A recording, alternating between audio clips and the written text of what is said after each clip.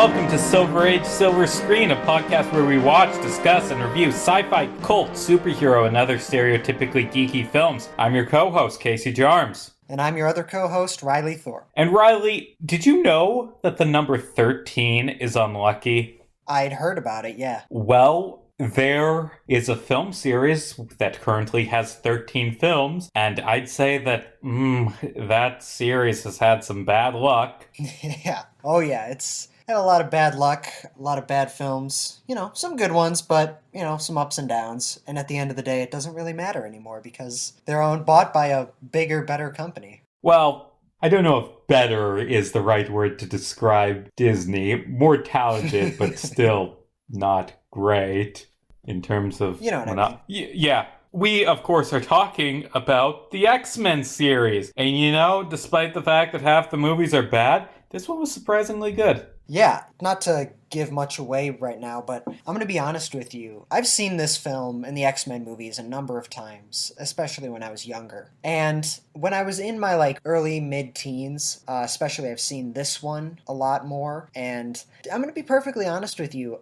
I never was that big of a fan of this one. The very first film in the X-Men series. I always thought it was a little boring, a little dull, didn't think it held up pretty well. But I'm going to be perfectly honest with you. I was very pleasantly surprised by how much I did enjoy rewatching it for this episode. This film is definitely a lot better than what I remember it. And added to the fact that it has a much bigger role to play in comic book characters in cinema than we give it credit, or than I definitely gave it credit for back then. Most of the people, what we associate with comic book films in the 20th century, largely just only included characters like Batman and Superman exclusively.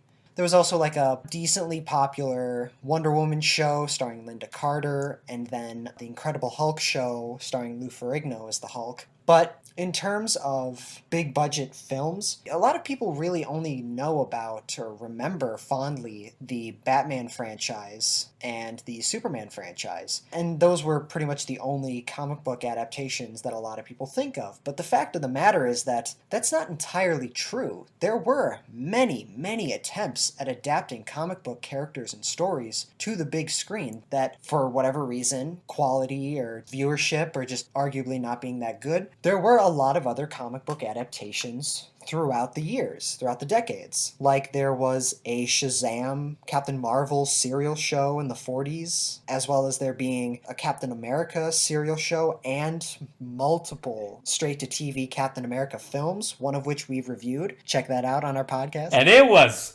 just wonderful, by the way. Absolutely. Fantastic film. Straight to TV. Love when Captain America destroys the cure for polio. Captain America is played by Matt Salinger, son of the author of Catcher in the Rye. For some reason, I don't know. But yeah, it's great. In the Incredible Hulk show, there were other, what would later become more iconic comic book characters in the big screen, more mainstream. Thor made an appearance in the Incredible Hulk show, and I think I heard Daredevil even made a cameo in it. Also, in the 90s, there was films like Spawn, Steel. So the point is, there were a lot more attempts at adapting comic book characters to the big screen than we give it credit for. The problem is, the only reason why people remember Batman and Superman is because those were the only film franchises that were good. You know what I mean? And honestly, good isn't even that accurate for a lot of the films. It's just everything else was so bad. Exactly. Like I just mentioned, Steel, Spawn. I mean, Steel has Shaquille O'Neal as the main character. How good do you think it's gonna be from the get-go? No hate against the guy. He seems like a really cool guy, but the movie's shit. So really, throughout the history of cinema, there were many, many attempts at adapting comic books to the big screen. It's just that really the only good and popular ones that audiences liked, critics liked, that the studios were willing to take a chance on were Batman and Superman. Because arguably, well, not arguably, it's a fact, those are, at the time, the most popular comic book characters of all time. It's a statistical fact that more people around the world know the Superman symbol than they do the Christian cross. Seriously, that sounds bullshit. It does, but I've heard that that's true. I don't know how credible it is, but that's what I've heard. I'm too lazy to fact check that. The point is, you could make films about those characters because they were popular. The rest of the other characters, no one in the mainstream, quote unquote mainstream, gave a fuck about Captain America. No one cared about Shazam up until recently because no one knew and no one really cared. Then the turn of the century happened. And something occurred. There was a big shift in the paradigm of comic book superhero films. And in between 1998 and 2002, there were 4 comic book films released. All of them featuring not quite mainstream characters, but yet despite that, were still smash hits both critically and commercially. And those films were Blade, Blade 2, Spider-Man, and the film we're reviewing today, X-Men. This film was among one of the most important films in comic book cinema. Arguably, without this, we would have no MCU. We would have no DCEU, although we don't really have much of a DCEU, to be perfectly honest with you. But the importance of the X-Men film from 2000 cannot be understated. Just how impactful it was to superheroes in cinema. Because it was that film that people realized, oh, we can take lesser known characters, take a chance on them, adapt them to the big screen, and turn a profit. It could be successful. It could be beloved. And that's exactly what this film was. This film starts with narration by Professor X, played by Sir Patrick Stewart, explaining human evolution and mutation, setting up the universe that this world is going to take place in, followed by a title sequence that was very much so mid-2000s CGI title sequences, like, a lot of fast, blurry, quick cuts, stuff like that. Mm-hmm. It is very visually interesting, and the theme song was really cool. And then from that immediately, we cut to Auschwitz concentration camp, where a little boy is ripped from his parents and when trying to get back to them, develops his super powerful magnetic abilities. He bends the prison gates, revealing that he is a mutant. What the hell? No. What the hell? Oh god, it is shockingly, unexpectedly dark. I mean, I know Magneto's backstory, but I didn't know that they started the franchise with it. And it works, though. Yeah. I mean, it's no Schindler's List. Oh, it yeah, no. doesn't go into the true horrors, but it does establish Magneto as a character and the tragedy of his life. It's a very effective scene. Yeah, absolutely. And from there, we cut to the, quote, not too distant future in an idyllic white picket fence suburban town. And it's like, oh, damn, that's a really jarring cut. Yeah, screw the Holocaust. Let's talk about Rogue making out with her boyfriend. Cuts to the suburban house where a young girl, the superhero Rogue, played by Anna Paquin, is hanging out in a room with her boyfriend. They kiss each other, but then it's revealed that she too has developed a mutation where she is able to absorb people's life energy and their life force simply by touching them, and she has no control over it whatsoever. She basically puts her boyfriend in a coma, gives him a seizure and puts him in a coma. And as she's crying, freaking out in the corner, her parents are screaming, "Call the police!" And again, it's like, what the hell? Like, this is surprisingly dark. Here's my thing with that scene, though. Yeah. Why Rogue thinks she killed boyfriend when kiss him? Like, if I was making out with someone and they just fainted, I wouldn't assume that it was my fault. I'd assume they would have had, like, a brain aneurysm. I mean, she's accurate within the film, but I wouldn't assume that it was Rogue's fault. She does later go on to explain that she, felt his presence and his energy. Fair enough. Like, she could feel something within herself that she's the one responsible. Fair enough. After that, it cuts to Washington, D.C., to a building that is very clearly not Capitol Hill. I just like to say the sets in this movie are good, but that is not what Capitol Hill looks like. Just saying. No. Actually, you know what? Not too distant future, this movie, it takes place after the Capitol was burned down tomorrow. Exactly. I mean... Current events. Fascists to overthrow the United States a few days before we recorded this. Woohoo! Bryan Singer can predict the future.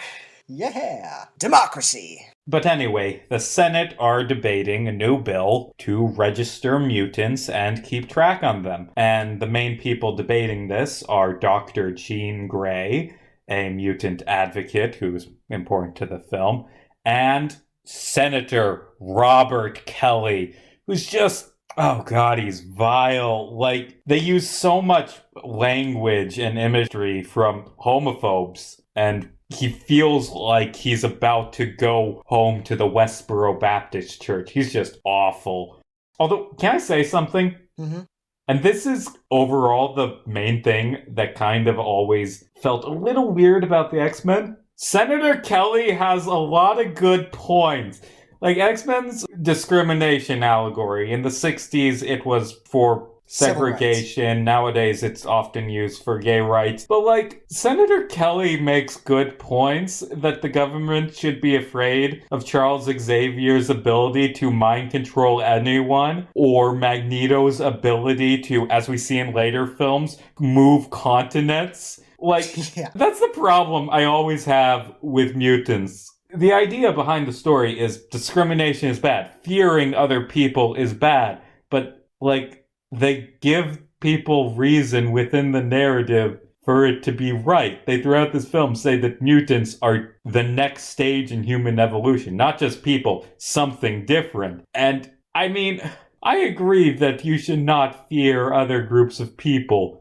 But it's not fearing other people to be kind of scared of the fact that Cyclops has uncontrollable death vision. Yeah, and the fact that there's also in here a guy who can control all metal. Like you said, also have a guy to control people's minds and essentially control their very being. That's the problem that always bugged me about X-Men as a concept is it's a racism allegory, but within the concept of the fiction, racists aren't really wrong because of how it's written. And obviously, Senator Kelly, any sympathy the audience has for him immediately goes out the window because he starts talking about, like, I don't want them teaching my children. I want to lock them all up. Like, he's awful. He's just the fucking worst. But, like, X-Men kind of...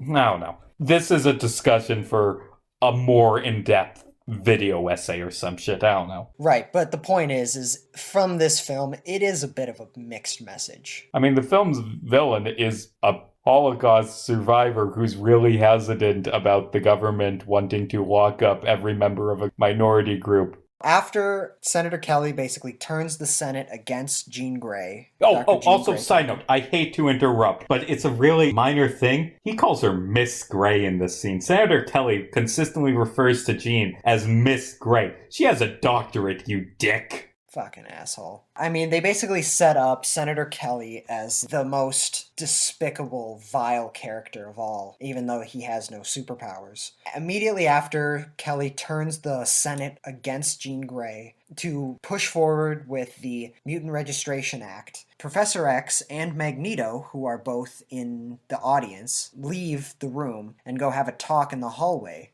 From there, we're introduced to Patrick Stewart as Professor X, and we see Sir Ian McKellen as Magneto. And I just want to say right here, right now, the casting in this movie is on fucking point. Well, the casting's a mixed bag. It's just those fucking two. The old British dudes steal the show. Patrick Stewart and Ian McKellen do phenomenal jobs in this movie, and honestly throughout the entire series. Yeah, let me rephrase. Most of the casting is on point. Ian McKellen is fantastic as a supervillain who's suffered so much and is willing to do whatever it takes to meet his end goal. Patrick Stewart is great at being the voice of reason, the leader, the father figure of the X-Men. And as we will get into it pretty soon, Hugh Jackman as fucking Wolverine. Holy shit. I mean, there were some casting choices in here that I would say I was like, I'm not so sure about that, but like those three in particular, goddamn are they amazing. One thing that really surprised me upon rewatching this film, they went a very different route with the X-Men as a whole. Typically, the X-Men are, as represented in the comics and animated shows, they're very colorful, bright, themed superheroes. The individual characters have so much personality. Yeah, but counterpoint, would you like them to wear black leather and all be moody assholes? Because I think that's better. Yes. Yeah, of course, because that's what we got. The point I'm trying to make is this. If you're looking for comic accuracy, this film is not it at all. Even like the details of like certain character relationships, it's just like that makes no sense when it comes to its relation to the comic books. That said, this is an adaptation. It's a reinterpretation of the source material. Do I think that this reinterpretation of the characters always works? Not entirely. But I do think, as a standalone film, there are a great number of strengths, despite the fact there are a great number of weaknesses. One of the things that I think is a big standout from this film is the exploration of superpowers as a tragedy and as a curse. That was something that Stan Lee and Jack Kirby pioneered, firstly with their Fantastic Four comics. The idea that these characters, they're more than just superheroes. They're people with emotions. They feel angst. They feel regret, anger. They have powers, but they don't necessarily like them. As we've seen in this film, because of their mutations, Magneto and Wolverine had horrific, inhumane experiments put upon them. We don't see it with Magneto, but we can assume, and it is basically confirmed in the future of this franchise, particularly in X-Men First Class, that Magneto was experimented on for years in the concentration camp. Wolverine, in this film, we get snippets of it, but as the films go on, we see these experiments put onto him. And made worse by the fact that Wolverine says in the film, when Rogue asks him, do the claws hurt when he pops them out? And he says, every time. These powers are a curse to these people, especially with Rogue. She's a teenage girl who her first kiss was ruined because she put her boyfriend into a 3-week coma. Like, that's horrific. That was one thing, that a theme that really stood out to me upon rewatching it that I didn't totally pick up on when I was younger, is that the idea of powers as a curse. And I think that that's one of the things that this film explores extremely well, in addition to what exactly the X-Men are meant to represent. The idea of oppression, injustice, prejudice, all that. And that's something that is also very well explored. Yeah. So, back to the plot. Rogue runs away from home. She ends up in Canada, where she stumbles into an underground fight ring where a guy goes up against the Wolverine, this tough as nails, undefeated fighter played by Hugh Jackman, who is ripped, but not as insanely ripped as you would expect. Thing about that is Hugh Jackman has actually come out publicly and stated how he's actually disappointed in his physique for this movie. I have no room to fucking talk. He looks amazing compared to me. And the dude was cast 3 weeks before the movie started filming. Give him a break. I just joking. But I will say, he only worked out for like 6 weeks, when in actuality he would later go on to find out that you need 6 months to get as jacked as he does later in this franchise. Jackman. Interesting thing about Hugh Jackman's casting in this is that when he was cast as Wolverine, he was essentially a nobody. He was just some soap opera actor in Australia. Then out of nowhere, he gets cast as one of the most beloved comic book characters of all time, Wolverine. People hated it. There was so much outrage at the idea that they would cast a man like that. I mean, in the comics, Wolverine is supposed to be very short and very stocky. I believe in the comics he's 5'3". Something like that. And then they cast this 6'2", handsome Australian dude who does soap operas. And people are like, this is the dumbest casting choice ever.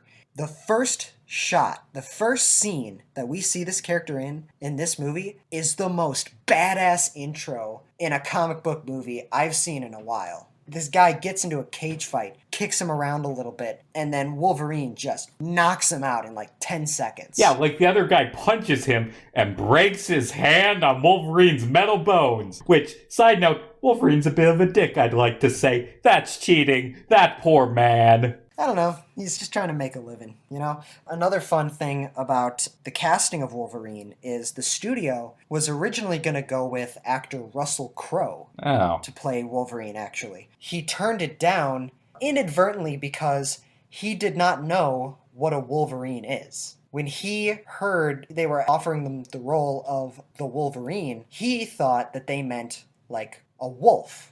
And the film he had done previously was Gladiator, where he played Marcus Aurelius, I believe that's his character's name. But in that film, his character is synonymous with a lot of like wolf imagery. I think that's, from what I've heard, like that's his sigil. He said no to playing Wolverine because he didn't want to play another character who's a wolf type character. The problem is, wolves and Wolverines are not the same character. No. Wolverines are like badgers, right? Yeah, they're like badgers, only like bigger and somehow more vicious. So he turned it down because he didn't know what a Wolverine was. He thought it was a wolf. Then they cast Hugh Jackman. And the funniest part about this story is that Hugh Jackman didn't know what a Wolverine was either. He also thought they were talking about a wolf. So he modeled his mannerisms and his behavior off of that of wolves. He found out, like halfway through filming, oh shit, Wolverines are a completely different animal than wolves? Oh, I had no idea. I mean, you can't give either of them too much shit for it because they're both from Australia. There's no Wolverines in Australia. But it's just so funny the fact that neither of them knew what a Wolverine was. They both thought it was a wolf. And one completely turned the role down, one made it his own and became such a beloved actor in a comic book role that people are begging for his return in the MCU. Yeah. Wolverine's a badass in this scene, is my point. After that, Wolverine goes to the bar where Rogue is just hiding out, and the guy he got into a fight with confronts him about him cheating. They get in a fight. Wolverine reveals his cool metal claws that stick out of his knuckles and runs away. Rogue hides out in Wolverine's trailer to get away because she don't got anywhere to go. Wolverine ends up finding her and lets her in the cab, and they talk for a bit about who they are. I just have a few questions about that. One, why the hell did Rogue go to Alberta, Canada? I mean, she wanted to go with her boyfriend before she put him in the coma. I don't know, it's just so But weird that after she would that, go... you Like, oh yeah, she's a runaway. Where am I gonna go? Fucking no one gives a shitsville, Canada. Hold on, Alberta's not... Well, okay. The town she goes to, no, is... Okay. Also, she's from Mississippi. She traveled north very far. Could have probably found someplace nicer to stay at. Also, where did Rogue get her name? Wolverine asks her, like, what's your name? And she goes, Rogue. What kind of a name is that? I don't know. Well, they have to call her Rogue because Rogue's name in the comics is complicated. It's complicated. We don't have time to get into it. Also, in that scene where Wolverine's, like, introducing himself to Rogue and he, like, states that he lost his memory years ago and is just a drifter, he, like, shows Rogue his dog tags, which say Wolverine on them. I don't think that... I assume... Maybe I'm missing something, but I assume those are from his time in the army, right? The reason why it says Wolverine, it's explained in X-Men Origins Wolverine. Okay, well that movie came out like years later. I want to know, in 2000, why his military dog tags do not say his name. Why do they say Wolverine? I don't know. Mystery, I guess. But let me tell you something. In X-Men Origins Wolverine, the excuse they give as to why it says Wolverine is surprisingly very, very shitty. Like, it's something so insignificant, but it's so stupid. You can just say it. Basically, he volunteers to get the adamantium laced onto his skeleton by going with Stryker and basically going to this military operation, whatever. And he asks him, he's like, okay, once you're gonna do this, you're gonna be like a super soldier, so what do you want your code name to be? Keep in mind, this is happening while he's like strapped up to the machine. He's in the machine, and he's like, what do you want your code name to be? He goes, the Wolverine. And then they have like a CGI sequence of them making a dog tag with the name Wolverine on it, and then it cuts to him back in the machine with the dog tags on, which means that while they were making those dog tags, they spent that entire time, God knows how long, Wolverine was just sitting in that machine waiting for it to get done. Well, that's dumb, and that movie is stupid. Yeah. Anyway, another thing weird when we talk about this movie in relation to X-Men Origins Wolverine, that movie, like, Wolverine and Sabretooth are like brothers or whatever in that, right? Mm-hmm. Yes. Well, that's interesting. Keep that in mind, because they aren't that in this. As they're driving down the road, Rogue tells Wolverine, hey, you should wear a seatbelt. And he says, I don't need to wear a seatbelt. And then immediately they crash and he gets thrown out the window because he wasn't wearing a seatbelt. Perfect timing. Sabretooth, he could have jumped them like 10 minutes earlier, but he was just waiting for the perfect time to crash that car and make Wolverine look like an idiot. Exactly. So they get attacked by a mutant dude named Sabretooth, who's a monster man. He has black eyes and teeth and roars like a tiger. To be perfectly honest with you, this is one of the things, especially when I watched it when I was younger, this is probably one of the biggest disappointments of this film.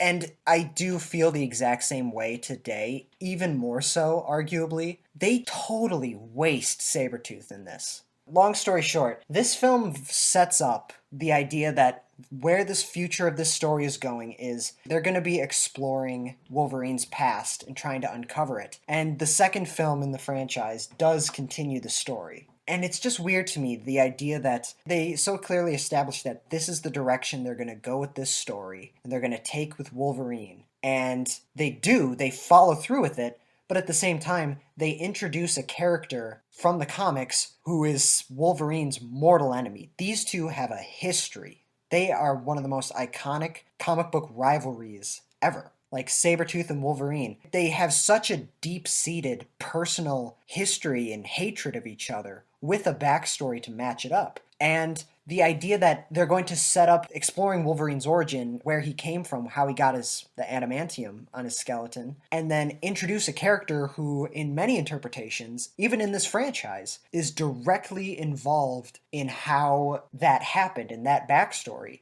And then they just fucking waste him like he's nothing. Like, Sabretooth barely speaks in this movie. And when he does, he never speaks to Wolverine. Does he even say anything to Magneto? All of his lines of dialogue, I'm pretty sure, are saying creepy shit to Storm. No, he said a few things to Magneto. But after being ejected from the car, Wolverine is thrown, like, a lot. Like, Wolverine is thrown very far. Good thing he's basically immortal, because he gets the shit beat out of him many times in this movie. Yeah, he spends a large portion of this movie unconscious. Just saying. But he gets up from the car accident, and Rogue can see that not only does he have metal skeleton, but the wound that he has on his head, the giant gash, heals up almost immediately. Again, which is obviously very faithful to the comics, as it should be. But Wolverine, when walking back to the car, is attacked by Sabretooth, and you think, man, this is his ultimate rival. We're gonna see some cool, like, badass rivalry here, and it just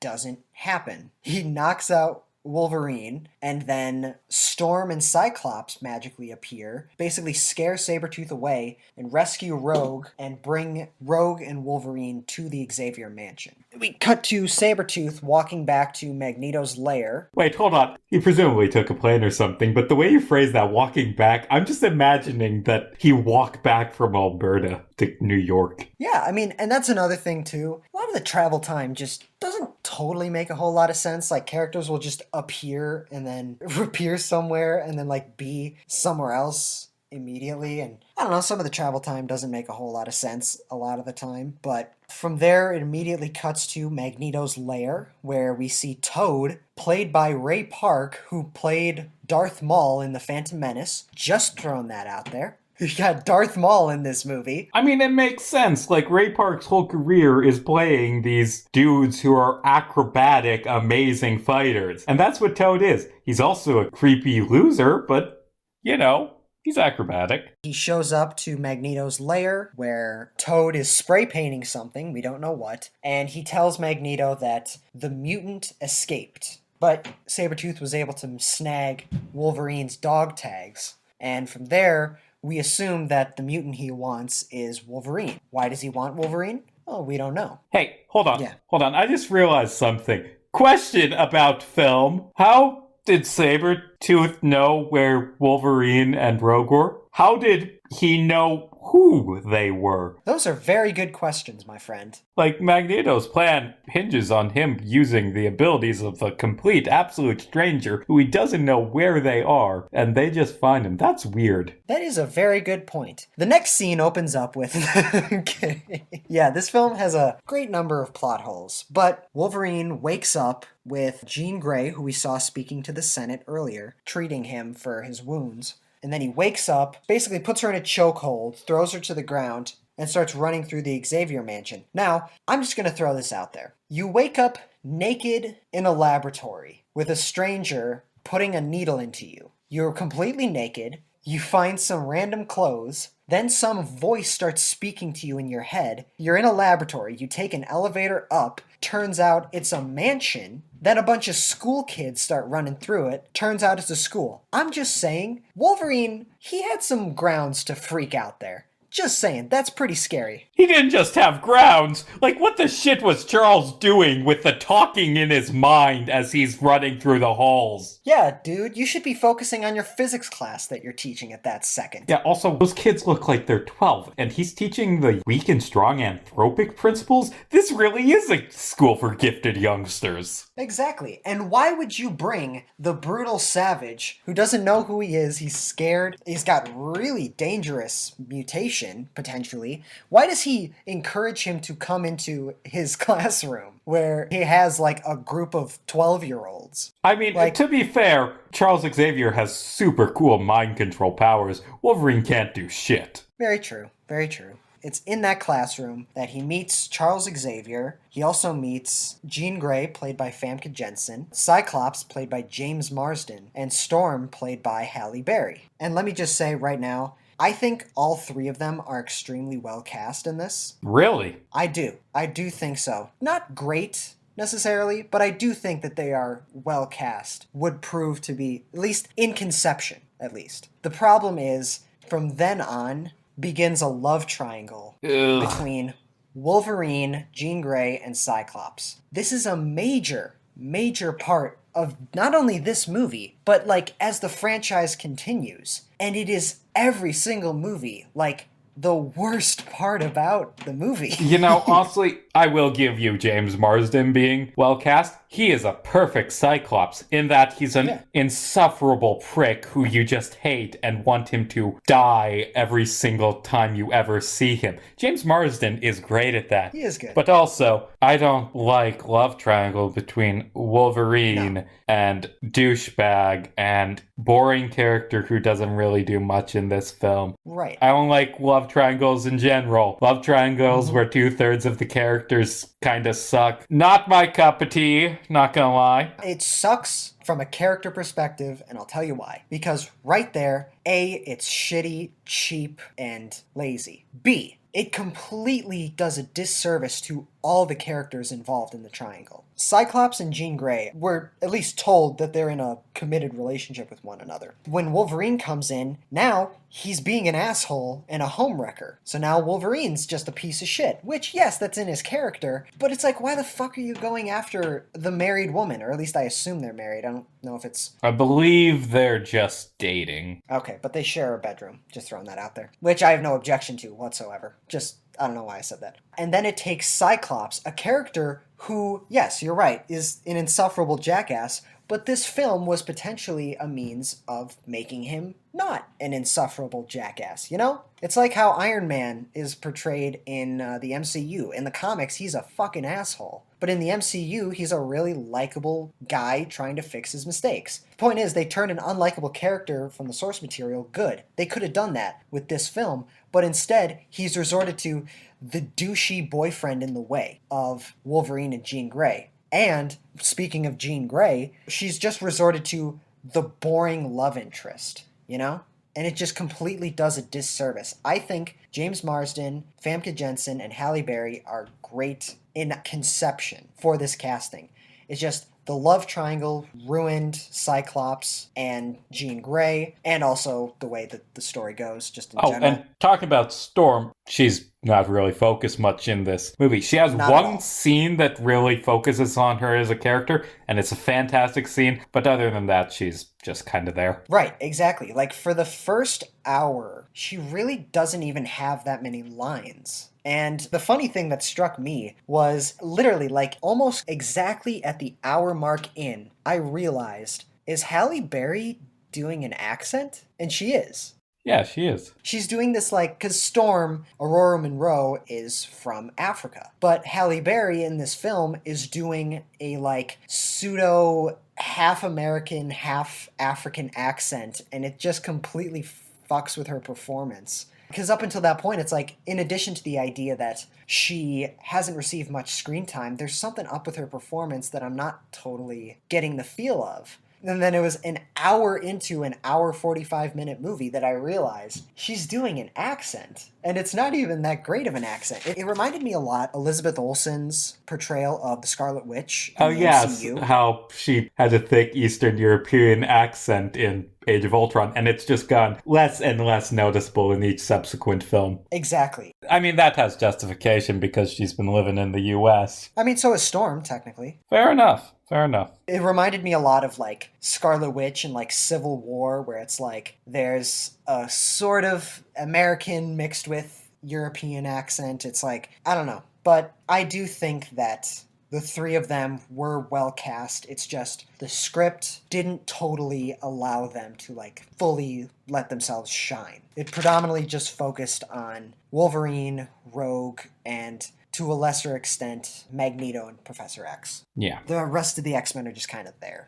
Yeah. So basically, Professor X, he explains that the Xavier Institute is a school. It's a safe haven for mutants. It can be a home for Wolverine and Rogue. Side note, there's a minor side plot in this movie with Rogue being in a romantic relationship with this guy Bobby, who's Iceman in the comics, and I don't really care about it. It's not given enough screen time to make me care about. I just want to bring it up because Iceman's introduction has Pyro creating a fireball, and then Iceman freezes it solid, and that's not how anything works.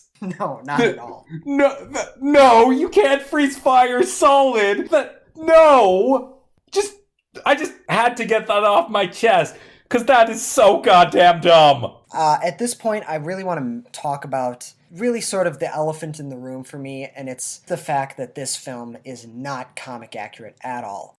Obviously, I did mention earlier that the film doesn't have to be. I don't expect it to be. But there does come a point where it's like, did you even try to adapt the source material? I mean, Wolverine is very faithful. Magneto and Professor X are very faithful, despite the fact that Professor X is not supposed to be British. He's supposed to be from Boston. It's just like, Rogue in the comics is like the most confident, upbeat character on the team. Like, yes, she has that power that is a curse to her, and I do think that that is well explored in this film. It's just, she's supposed to be the character who, despite her powers, she takes all that negative energy that she would get from that and she flips it as confidence to make herself a badass character that always does what's right and always has hope at the end of the day. And in this film, she's just an angsty little teen girl. And I'm sorry, Anna Paquin didn't do the greatest job in this.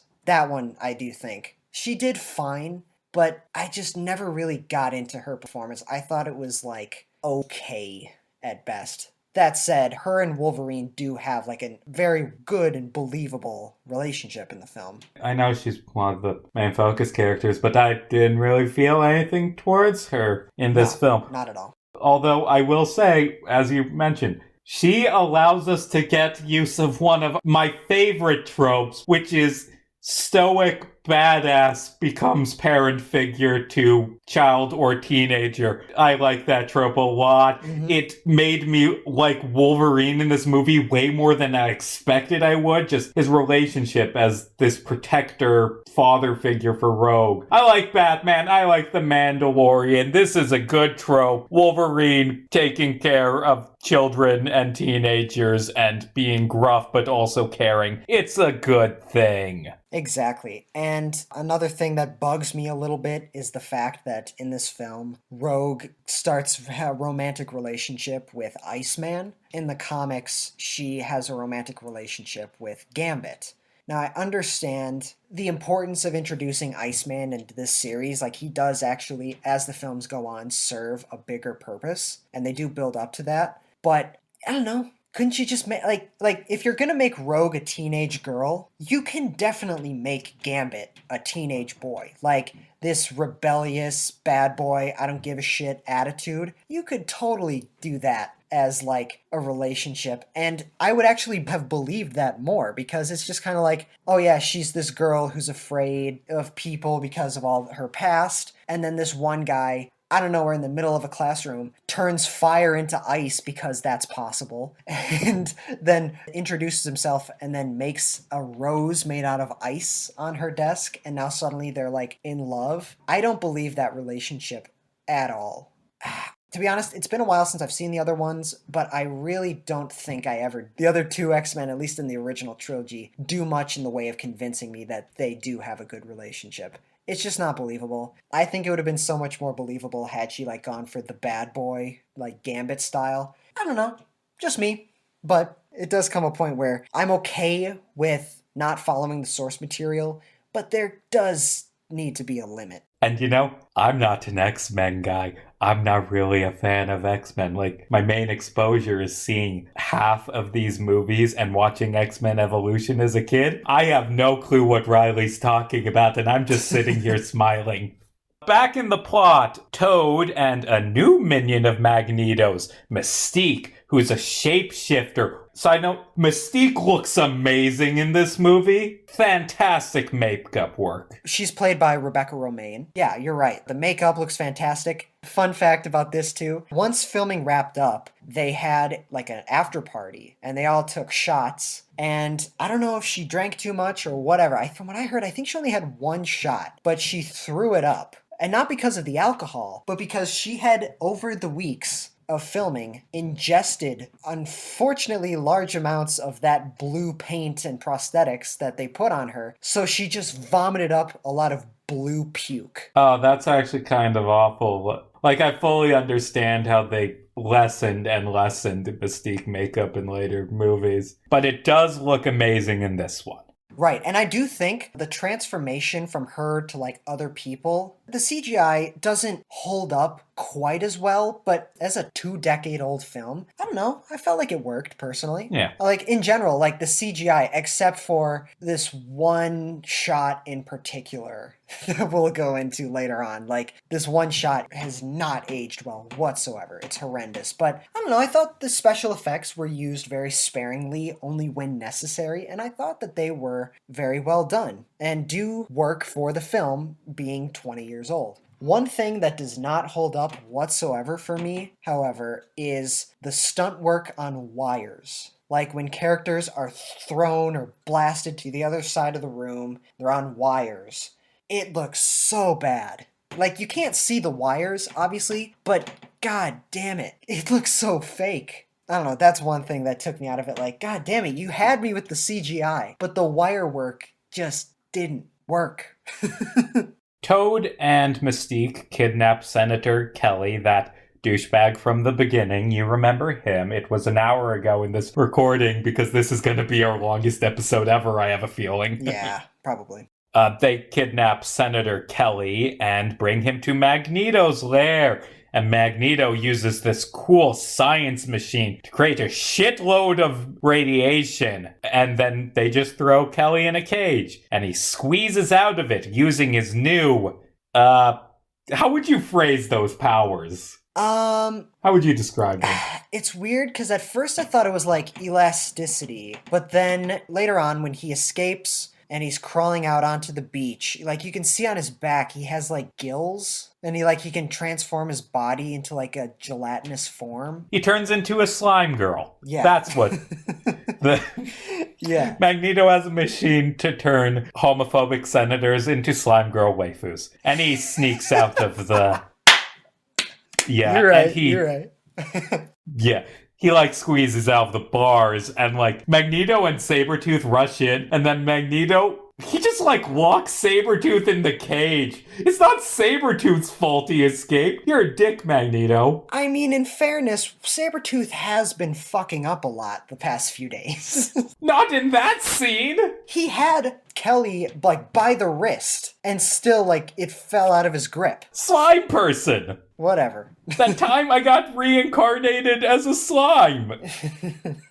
Is an anime that's just kind of okay. Alright. Cool. Also, I just glazed over it, but we get scenes of Kelly interacting with Magneto, and oh god, the dialogue they write for Magneto and Ian McKellen's performance, it is phenomenal. He is the best part of this movie. There's a reason why Ian McKellen and even Patrick Stewart are knighted by the Queen of England. They are fantastic. Yeah. And there's this one minor shot earlier when Sabretooth brings him Wolverine's dog tags and he reaches for them and you can see like his tattoo. Like, God, Magneto is fantastic in this movie. And Magneto, he's a great character played by a great actor, and he is very well written. Especially better written than the fucking love triangle. Yeah, he's great. Basically, Magneto has somehow created a new machine that is able to create radiation field that any human caught in it is irradiated and their genetics are mutated. So he's turning humans into mutants. Yeah, and we're just going to gloss over all of the scientific issues with that. Mm-hmm. Especially because they specifically mention that the ionizing radiation that alters DNA and creates mutants does not affect mutants, which I don't think that's how that works.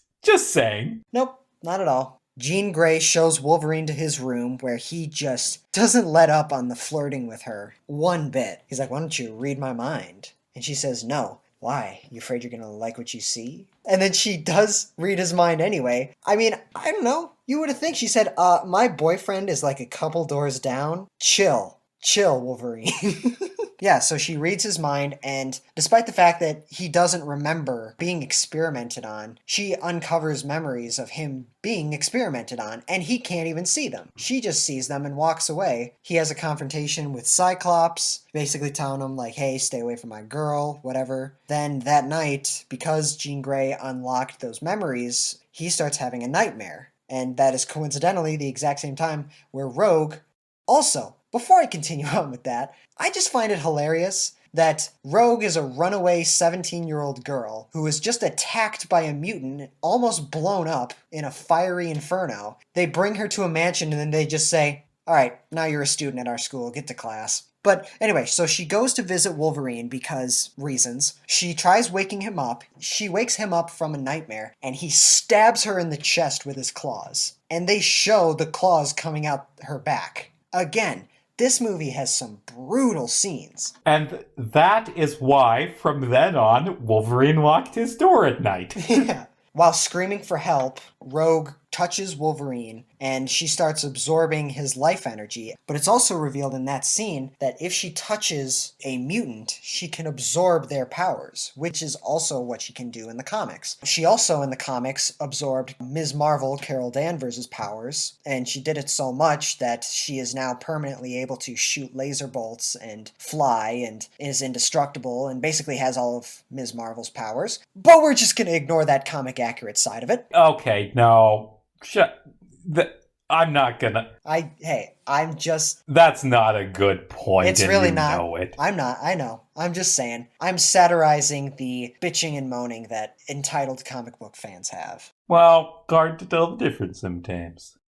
Yeah, so she absorbs his powers, and she uses his healing factor to heal herself from her wound, which also begs the question, does that mean that she is...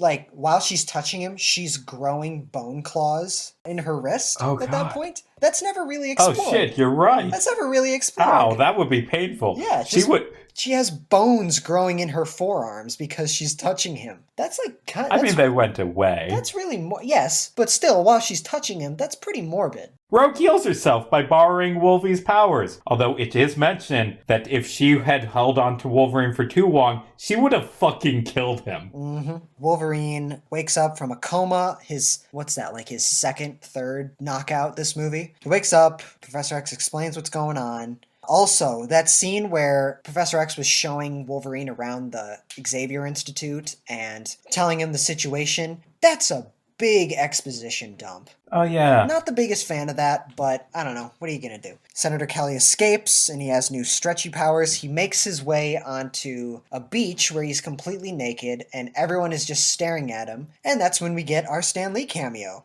Stan Lee staring at a naked senator who was just experimented on by a supervillain. It's fun. I just gotta imagine his internal dialogue like, okay, how are you gonna get yourself out of this one, Bobby? This is a big scandal, but other people have been in biggers and got away. Oh, who am I kidding? I know my voters. They will accept literally anything. And I also just imagine Stan Lee's inner monologue where he's filming that scene like, in the 60s, when I created the X-Men, I never would have imagined that there'd be a live-action film adaptation. And I never would have imagined that my cameo in it would be staring at a naked man on a beach. After that, Rogue is the next day sitting out on a bench when her boyfriend Bobby comes up to her and says, "Hey, you used your powers on another mutant. That's not allowed. Professor X is going to expel you, so you should just run away." And then Rogue runs away.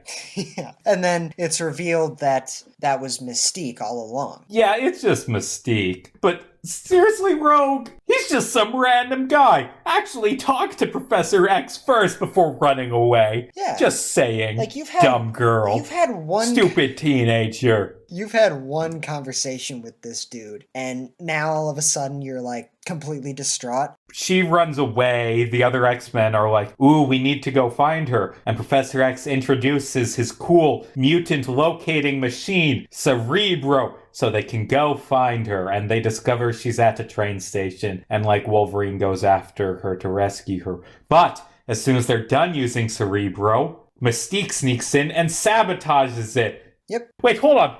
How does Cerebro work? Because it has fluids in it, and she puts a different fluid in it. That's weird. I always thought it was like a computer. What is Cerebro? I don't think it's ever really explained what exactly it is. Maybe in First Class it is. Well, and here's the thing about that is, in this film, in that scene where he's locating Rogue, we learn a few things. One, that Magneto helped Charles Xavier create it.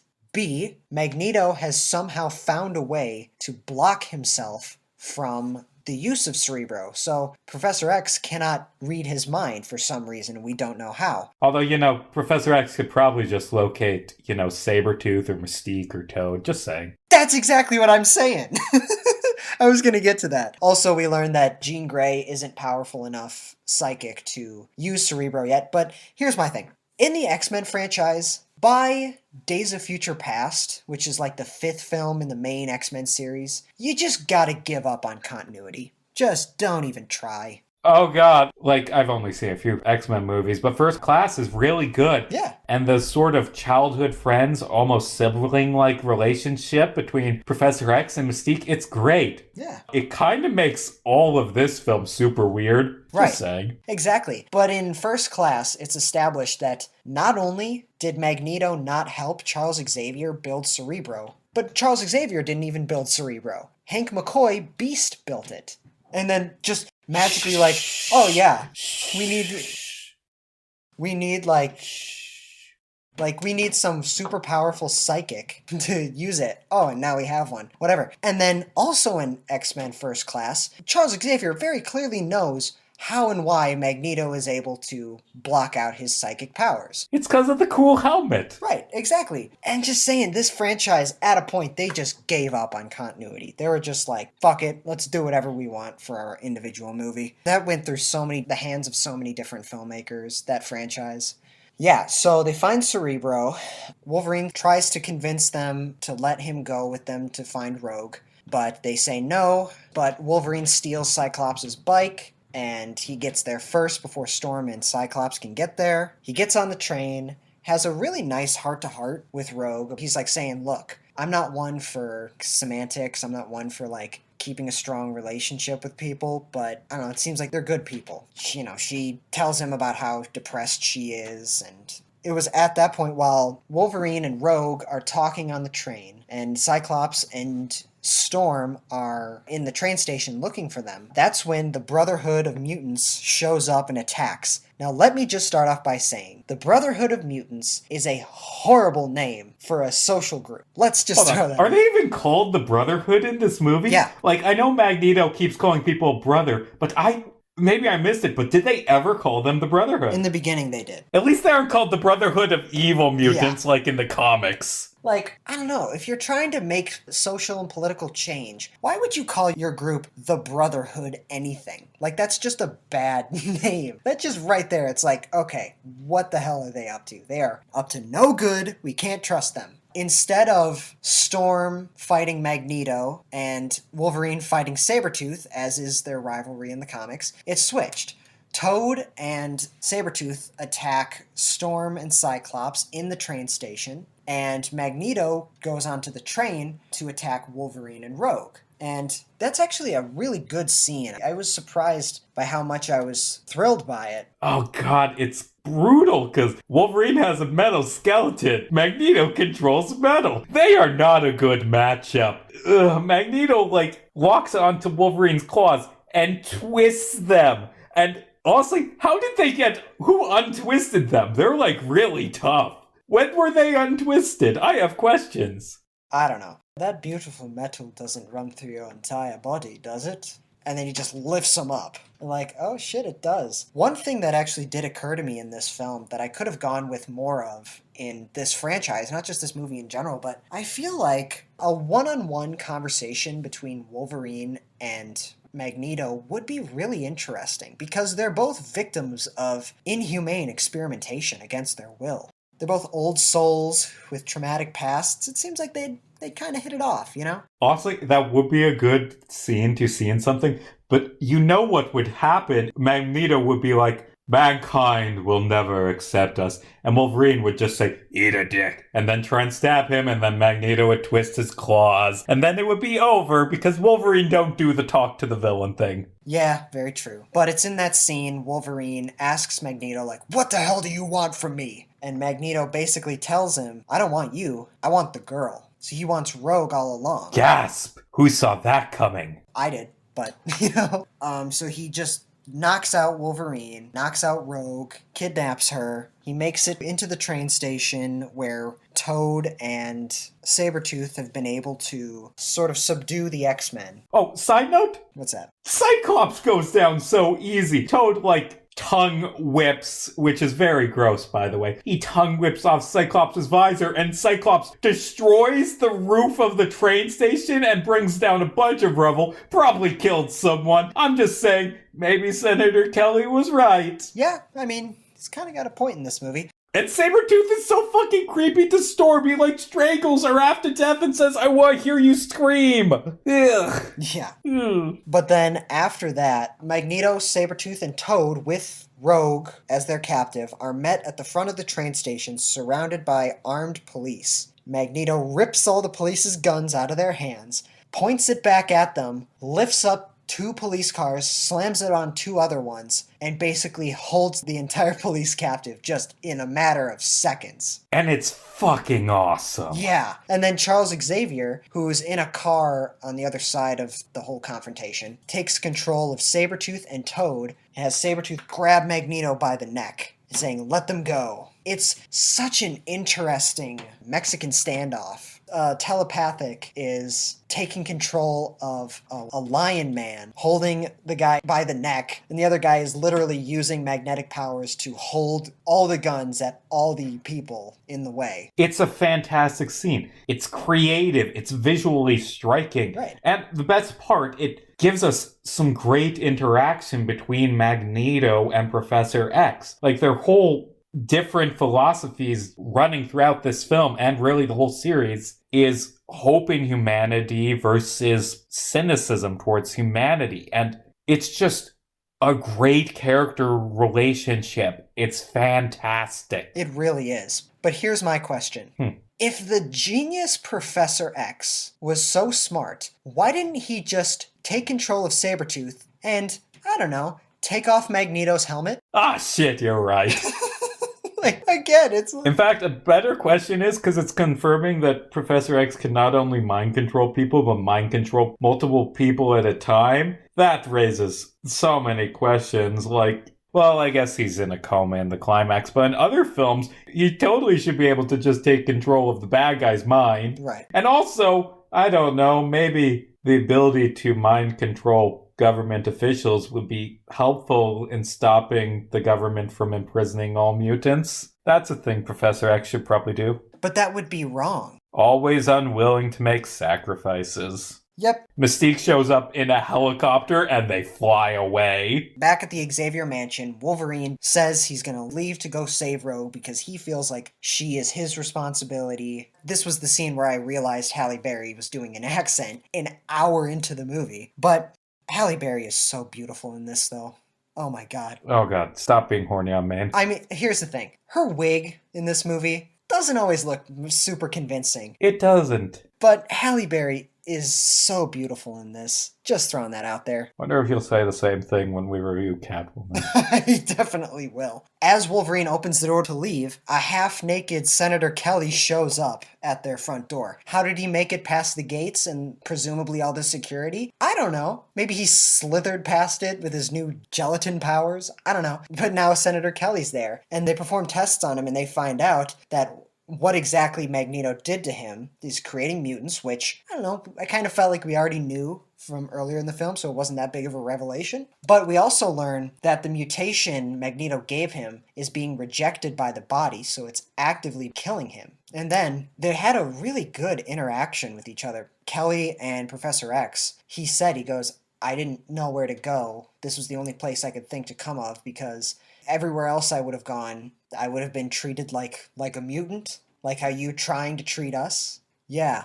I'm like, yeah, take that, you fucking asshole, Kelly. Yeah, and speaking of great interactions with Senator Kelly, right before Kelly dies... Literally liquefies. Liquefies. We'll talk about it in a minute. But right before that, he has a conversation with Storm where he asks her if she hates normal humans, and she says, sometimes, mostly I just fear them. And he is kind of shocked by that because his whole motivation is fear of mutants. And they fear him because he has men and power and guns and wants to kill them all. And as he dies, he says, well, you have one less to fear. And then he turns into water. They literally show him liquefying on screen, and they show every single frame of it. Again. And for a movie that came out in 2000, that's fucking impressive. It's really good. And that was a really good interaction. Putting aside the fact that in the comics, Storm is not someone who necessarily fears. She's a lot more confident and strong-willed than that. But again, this is this interpretation, and it was a really good scene. Professor X tries to use Cerebro one more time to find out where they're taking Rogue, but because Mystique had sabotaged it, he gets knocked out and put into a coma. So now Professor X is out of commission. And one of the things that struck me upon my rewatching of this was just how fast-paced this movie is in general. And at the beginning, it's a good thing, but as the film goes on, I feel like that kind of becomes a detriment to the film as a whole because I didn't really get that connected to any of the emotional scenes with Rogue when she wasn't having a heart-to-heart with Wolverine. The whole Professor X being out of commission, that could have been devastating. The idea that their leader is out of commission and they have to do all this by themselves, that could be detrimental, but I feel like it's just breezed past so quickly. And, oh yay, he comes back in the end because we were so scared for him and stuff like that. There were so many emotional moments in this film that could have worked, but just were kind of breezed over due to the pacing. So they fix Cerebro, apparently, and then Jean Grey uses it and she locates Rogue. Rogue is being held at the Statue of Liberty, which, honestly, I don't really think there's any reason that the UN meeting, by the way, there's a big UN meeting with like 200 world leaders, and Magneto's plan is to turn them all into mutants, and also because the machine would kill him, he's using Rogue instead, which by the way kind of makes him a dick and kind of ruins him as a character, but whatever. But anyway, there's no reason for the UN to have this meeting at Ellis Island, but it does give us a final battle at the Statue of Liberty, which is kind of cool. We forgot to mention the UN stuff, but whatever. Jean Grey proves that she is a much more powerful telepath than she has been given credit for. She locates them. The UN, all the leaders, the world leaders, meet in Ellis Island. The Brotherhood enact their plan by traveling to the Statue of Liberty. And the crazy thing to me was Magneto straight up says, like when Rogue, the 17-year-old girl, asks him, "Are you gonna kill me?" And Magneto straight up says, "Yes, I am going to kill you." Yeah, also, let's see, this Like, is again, not too distant this future. film- Let's say it's 10 years after it came out. This is 2010. Magneto, let's see, he was 10 during 1944, so that means the dude's in his 80s and he's going to kill a teenager. Like, I hate the fact that Magneto tries to kill Rogue. Yes, it makes a good climax, but it ruins him as a character. Because he's just a dick now. He's a selfish, cowardly asshole who isn't willing to die for his beliefs, but he is willing to murder. I mean, I personally interpreted that as he's like willing to do whatever it takes. Granted, he doesn't need Rogue. He could just do it himself. Yeah, but he's also, like you said, a Honestly- cowardly asshole, so... Honestly, I just realized something. What's that? If he didn't try and kidnap Rogue, he wouldn't have alerted the X-Men, and his plan would have succeeded.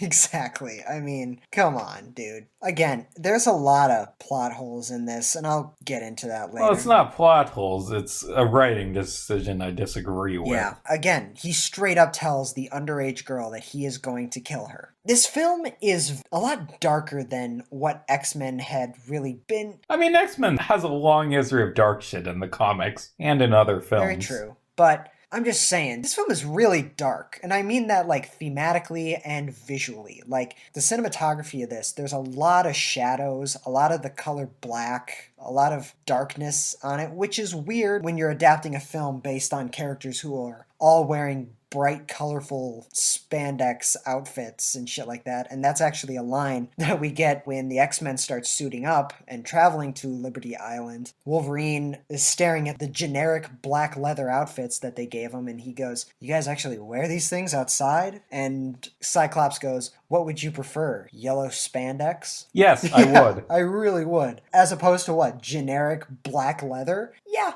I would. I bet Cyclops is the one who designed them, that asshole. Yeah, I'm sure. They make it to Liberty Island, get into the Statue of Liberty, where the Brotherhood, well, particularly Toad and Mystique, attack the X-Men. Yeah, and the teams break off to fight them. It's Mystique versus Wolverine, and then it's Toad versus everyone else, which I feel like he drew the short straw. Right. But at the same time, he does a really good job. Right. He takes on Cyclops, Jean Grey, and Storm at the same time, and almost wins. Exactly. Like, the action in the Wolverine versus Mystique fight, the action is very well filmed. It's well shot, it's creative, it's really well done. And then there's the fight between Toad, Jean Grey, Cyclops, and Storm, which isn't nearly as strong. Even the choreography, it's just like, at what point Toad uses his elastic tongue to throw Storm to the second floor, and then she looks over the edge, presumably is walking to the stairs to get back down, when we all know in this film she can fly. She just kind of walks a little bit and gives Toad the time to climb up the pillars and to get to the floor, where he like body slams her into the table. Yeah, so the fight with Toad, he fucking destroys Cyclops and Jean Grey very easily. He spits on Jean's face, and then Cyclops has to deal with this.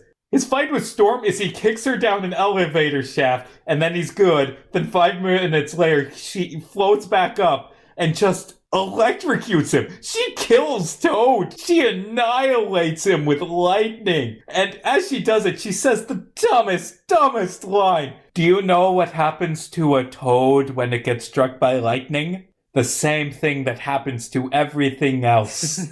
What? That's a weird one-liner. Yep. I mean, From what I've read, it's a callback to a deleted scene, but it is weird in context. it's pretty weird. Also, Wolverine's fight with Mystique, not really sure what Mystique's plan was there. He's basically unstoppable, and you're, for all intents and purposes, a human martial artist. Like, you can shapeshift, but he doesn't give a shit. She, transforms into Wolverine and sticks out claws, and he just chops them off because they aren't real claws. And he stabs her in the chest. After literally electrocuting the shit out of Toad with lightning, and Wolverine stabbing Mystique in the chest with his claws, they make it up to the top of the Statue of Liberty, where Magneto basically bends all the metal and imprisons them up against the walls of the, where they're, in the head, right? Yeah. In the head of the statue. Are they in the bottom of the torch? No, because on top of the torch is where they put the machine. Right.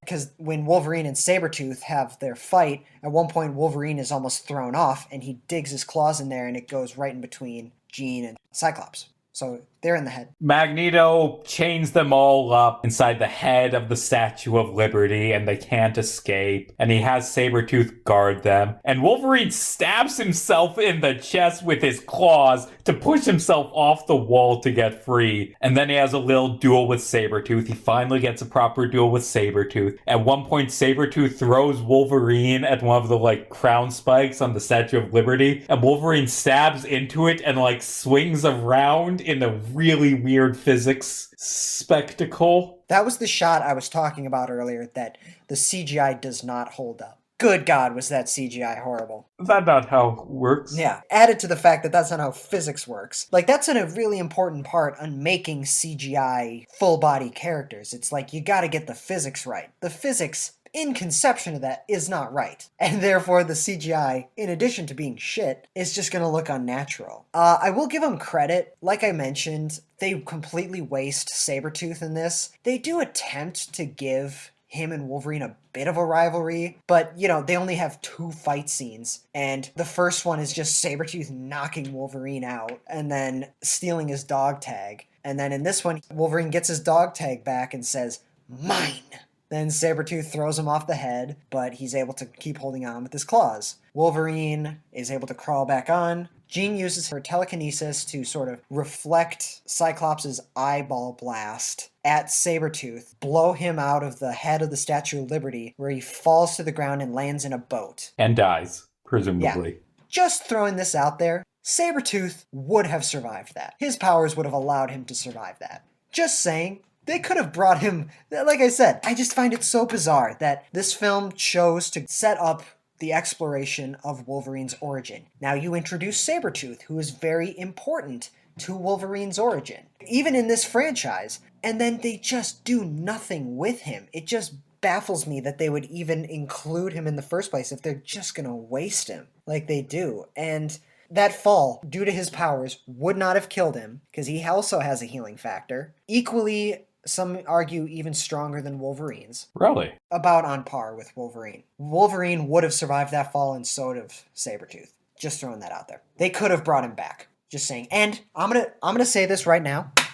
This is a hot take, but I know a lot of people agree with me. Liev Schreiber as Sabretooth in X-Men Origins Wolverine is much better than Sabretooth in this film. And you know that when someone says X-Men Origins Wolverine did it better, you know something's up with that. You know that's saying something. Because Liev Schreiber is, I think, one of the only good parts about that movie. Yeah, sure, his dialogue sucks. And his story, the writing and just the story and everything is ass. But Liev Schreiber was actually good as Sabretooth. And his relationship with Wolverine was actually good. In this, none of that is present. And they just wasted a really good character who barely speaks in this movie. Magneto hooks Rogue up to the machine, forces her to take his powers, where he's temporarily weakened. Cyclops blasts Sabretooth out of the head of the Statue of Liberty, and he just dies there because they didn't want him in the sequels, I guess. Magneto forces Rogue to begin the machine. She starts creating the radiation field that are soon to just completely consume the UN meeting and turn all the world's leaders into mutants and then kill them, because that's what happened to Senator Kelly, because the body will reject the mutation. Yeah, and I feel like if you killed every world leader, yeah, that would probably be bad for your plans, Magneto. Just saying. Yeah. They would come down on you like the hammer of God. Every country in the world would be hunting you. Storm uses her wind powers, and Jean Grey uses her telekinesis to get Wolverine up to the torch where he was trying to save Rogue. And he tells Cyclops that if he isn't able to do it in time, just blow the entire thing up, killing all of them. Although it would not have killed Wolverine. But Wolverine tries to stop the machine by just scratching it with his claws. Because Magneto is in his weakened state, Wolverine is strong enough to break through his powers and destroy the machine, but not before presumably killing Rogue and giving her a big white streak in her hair, which is also synonymous with her character in the comics. With Magneto passed out on the torch and Wolverine holding a presumably dead Rogue, he touches her to help her absorb his healing factor again to save her life, but it doesn't work. So he holds on to her. This man, this hardened, gruff, just badass man, who has grown to have such a strong relationship with this girl, has become like a father figure to her. He holds her presumably dead body, and cries over her because he wasn't able to save her in time. That is some powerful fucking imagery right there. Mm-hmm. Eventually, Rogue starts absorbing his powers because she's still alive. She wakes up, but Wolverine passes out into a coma again. Coma number 3. Yeah. And Charles also has a coma. This is a coma-tastic film. You need a problem? Fucking put him in a coma. That's great for a movie story plot, right? Then the X-Men have saved the day. They get in their jet, which they keep below the basketball courts. Just throwing that out there. That's fun. Oh god, imagine and I mean, that's not something this film invented. I'm pretty sure I've seen that in cartoons and stuff. But imagine if, you're just out playing basketball and then you fall into the jet engine. It's one heck of a design flaw. I mean, they probably have alarms and shit. Yeah, probably. The X-Men fly away in the Blackbird, and they just leave Magneto behind to escape. He doesn't escape, but they just leave him behind. You'd think that all the shit that is just in the Xavier Mansion, they have a giant jet airplane below the basketball courts. Below the school, they have a giant laboratory. They have Cerebro. They have all this. You'd think they'd at least have, I don't know, a CW Flash style prison kinda to keep him in, but no, they just leave him behind there for the authorities to raid the Statue of Liberty and arrest him and throw him in a plastic prison. Oh, and they also find Mystique, but Mystique was able to disguise herself as a security guard, and that's how she got free at the end. Professor X wakes up from his coma. He tells Wolverine that he was able to find an abandoned facility that could potentially help him on his path to finding out what happened to him, why he doesn't remember where he got the adamantium, why he doesn't remember anything in the past 20, 30 years before a couple years ago. Wolverine leaves the Xavier Mansion, but not before saying goodbye to Rogue, who, when he touches her white streak in her hair, she responds by saying, "I kinda like it." Oh, that's nice.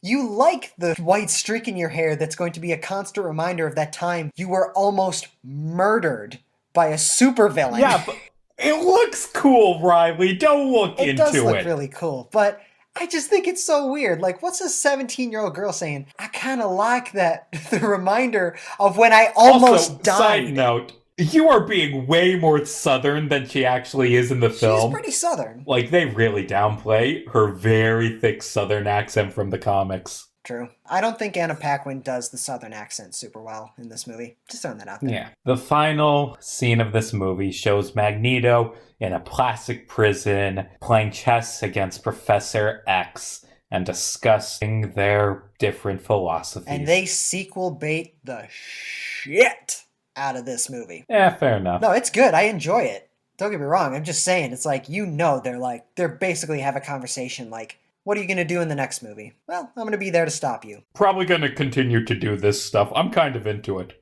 And that was the X-Men movie. This is definitely our longest review ever. Oh god. It's not the longest. It's giant size. Oh boy. All right. Sorry for making everyone sit through Nah, you this. good. You good. It was entertaining. This past week, I've been editing the clips for when we actually start making individual social media accounts for this. I've been editing those clips, and we come up with some good shit. We come up with some good comedy, Yeah. some good points, some good discussions, also a lot of entertainment along with it. I think, at least. But anyway, back to the review. Like I said, this film is not comic accurate whatsoever, and some of it works, some of it doesn't. I do like the darkness of this film, both thematically and visually. I know I talk about it, the X-Men in the comics and the animations are, super colorful and bright and have so much personality. That'd be nice, but I do think that this film does explore the trauma that comes along with these powers very, very well. As well as I do like the visual style of it. A lot of shadows, a lot of dark. It's very, very noir, almost, which was really nice to see. It's not accurate at all. A lot of the relationships between the characters, I think, could have benefited from a bit more comic accuracy. Some of them, particularly the one between Wolverine and Rogue, is super sweet and very well done. But, Rogue's relationship with Iceman did not need to be in this movie whatsoever. The love triangle, as you said, was stupid and a detriment to the characters. The rivalry between Wolverine and Sabretooth was such a missed opportunity. Keep in mind, I did like this movie. I just want to say that for the record. I did enjoy it a lot more than I did when I was younger. That said, there's several plot holes. It's very fast-paced, which is sometimes a detriment to the emotion of the scenes and to the story. Some of the special effects, both practical and digital, don't hold up very well. Others do. The plot is good. I wouldn't say it was generic. It's just good. I think that all the casting in conception is great, for the most part. But I feel like of the casting, it's really only Hugh Jackman as Wolverine, Patrick Stewart as Professor X, and Ian McKellen as Magneto that really shine and just make this movie their own. Famke Janssen as Jean Grey, Halle Berry as Storm, and James Marsden as Cyclops. They were good ideas. They just don't get much screen time, and they don't get a lot of good development. Anna Paquin was serviceable. Her acting, her development, it was fine. It was a thing. Didn't really have much emotion towards it. Didn't really care. Overall, I do think that it is a lot better than what I remember, but that said, I wouldn't go so far as to say it was great today. At the time, this is extremely influential to comic book films in general, and comic book films are a huge part of this show and this podcast. Yeah. So it's the impact that this movie had cannot be understated. That said, the sheer amount of plot holes and the pacing, some of the story beats, it's some of the flaws they go with, all the plot holes that are in it. It's that would work better in a big, bombastic, comic booky film. But then this film chose to go with a very grounded, serious, and dark style to it, and theme, tone to it, if you will. And I think that had they gone all the way with it, just adapted the X-Men animated show, perhaps, just gone all the way with it, the plot holes wouldn't stick out like a sore thumb quite as much. But in here, they do. But as far as comic book movies go, I had a lot of fun with it. Very enjoyable, very important to the genre, and I think that it's one that people should definitely give more of a chance than people are giving it these days. Here's what I'll say about this film. I'm going to list off some things I don't like about this film. I do not like Cyclops. I do not like Jean Grey. I do not like Rogue. I have mixed feelings about the Brotherhood. I have mixed feelings about Storm. Now I'm going to say some good things about this film. This film contains some of the absolute best performances I've ever seen in a superhero movie. As we've stated many times, Hugh Jackman does amazing as Wolverine. Patrick Stewart is fantastic as Professor X. Ian McKellen is phenomenal. Honestly, this film would probably be better if it was just the scenes of Ian McKellen. That's a bit of an overstatement, but Ian McKellen is so good in this. This film has very complex, good themes. It's not just a dumb action movie. And there's some parts of this film I don't like, but it is a film that has some phenomenal scenes in it. Yeah, exactly. Also, the costumes suck. That too. They really did. Ready to give scores? Yeah. I'm very glad that we have the opportunity to review this movie because I feel like it's no secret that the X-Men franchise has pretty much just petered out and amounted to nothing in the end, and now it's not going to matter because pretty soon the X-Men are going to be rebooted into the MCU and they're going to be new actors, new characters, and that's all that's going to matter. But I think that us having the chance to talk about this sort of cements the idea that this film is extremely important to superhero films in general, as we have mentioned several times over. And I think that it's good that we don't forget it. I hope that by reviewing this, people realize that this film is extremely important and very entertaining, but also to just not forget it, you know? That said, as I mentioned, all the flaws and positives, in general, I think I'm going to give X-Men a 7.5 out of 10. 8.5 out of 10. I gave a lot of 8.5s in the early days of the show, but I haven't given them in a while. But yeah, it's that. It's a solid movie. You know, to be perfectly honest with you, like I said, I went into this movie not expecting much because I had seen it and I really wasn't the biggest fan of it. I remember last episode, you and I talked about how we've kind of gotten to a rut of like movies that they're not great.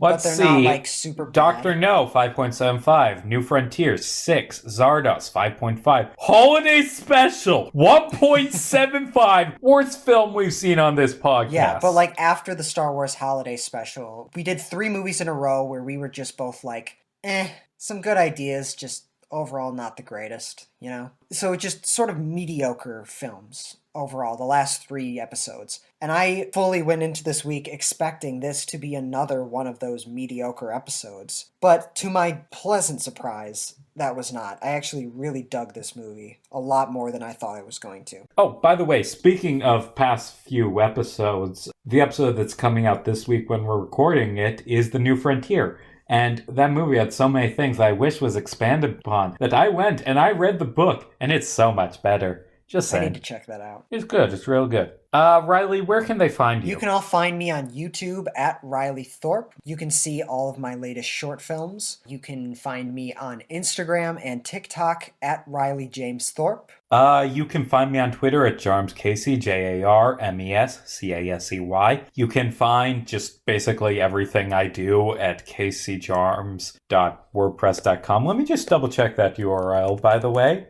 Yeah, caseyjarms.wordpress.com. We'll be back next week, assuming we don't get struck by lightning. And, you know, when people get struck by lightnings, it's just like when toads get struck by lightning, which is just like when anything gets struck by lightning. They die. Yep. And, you know, next week, Riley, do you know what next week is? Next week is Groundhog's Day. And we're doing something incredibly fitting for Groundhog's Day. Yep. We're talking about Star Wars. Remember back in episodes 6 and 8 how we did movie pitches? We're doing a Star Wars pitch again. Yep. Well, a pitch again, this time Star Wars. Casey and I next week will be pitching our ideas for a Star Wars movie. Casey will pitch his idea, and then I'll pitch my individual idea, and it's going to be a great time. Oh, God, I cannot wait. So can I. Not to pat myself on the back, but I got a pretty good idea. The goal of mine is to make you and the audience just walk away in frustration when you realize what mine is. I'm looking forward to it more now. We'll be talking about that next week. As always, I'm Casey Jarms. And I'm Riley Thorpe. And hey, it's just a movie. Don't lose your head about it, especially not to a ladder.